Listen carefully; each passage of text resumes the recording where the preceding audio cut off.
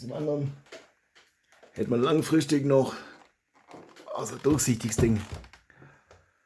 So Evader. Ich glaube, die haben denselben Käfig, so wie das aussieht.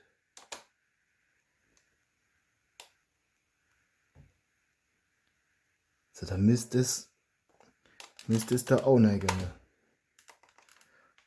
Aber dafür müsst ihr halt da erst einmal. Und dafür haben wir das mit dem Relais aufgebaut. Jetzt wird es euch vielleicht auch klar. Aber dafür müsst ihr halt erst einmal das Relais einbauen, die Leistung ein bisschen erhöhen. Also jetzt sage, wenn man es testet, dann zuerst dann das Drive. Also das ist der geringere Aufwand. Das ist jetzt die Frage, machen wir das jetzt heute? Bin ich heute so neugierig? Ah komm, jetzt sage, das Baum. Jetzt mache ich kurz einen Schnelldurchlauf. Dann bis gleich.